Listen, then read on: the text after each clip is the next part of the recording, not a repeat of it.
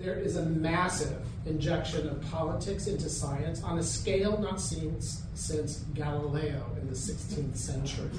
The idea that the Earth is not the center of the universe, that Galileo was persecuted for showing scientifically that that was incorrect, that actually this Earth orbited the sun, and that was heresy. This is what is happening in science right now. We no longer have science. You saw what happened with the Moderna vaccine for flu next season. It's been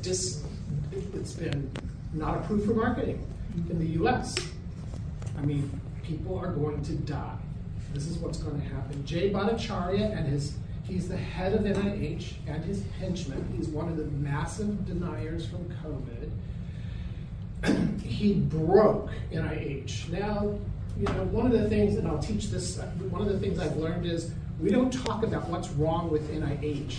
It's an imperfect system, but it remained to be the most unbiased, perfect mechanism to bring scientific discovery into our lives, to leverage science to protect the nation's health. That was the mission of NIH. Now the mission of NIH is to do the bidding of party loyalists, political appointees, and decisions are made completely not based on science, but based upon administration priorities.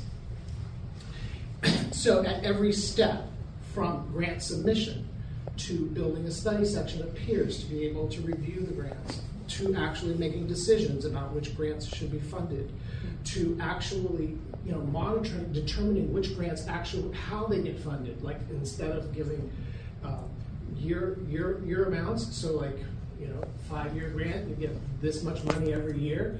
Now Bhattacharya wants to have a single pot, so that $5 million grant is delivered in one chunk in the first year, as opposed to spreading that $1 million out.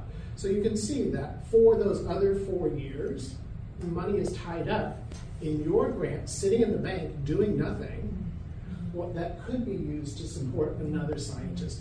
The goal here is to reduce the number of scientists in this country by about 40%. The idea here is to use gold standard research. This is gold standard, the gold thing with the, this is what is happening, and it's just ridiculous. The effect on this is particularly acute in the areas of fields of healthcare disparities, environmental science, and basic science.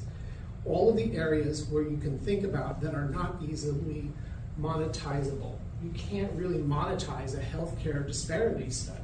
What you can do is you can find out that somebody does better with a certain kind of care, or you have stigma or medical mistrust that you have to address before you can bring medication into the community. These are the reasons why we do these sorts of studies, is to build health in our communities. We know that not every person is equivalent. And so that has been cut. The heart of medicine has been excised from the university.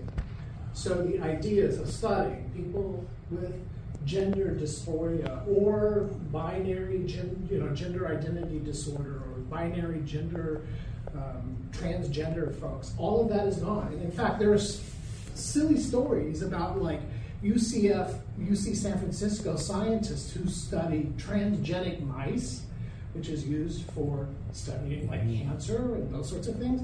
Those grants were terminated because it was not, because transgenic mice are not consistent. It's just, this is goofy.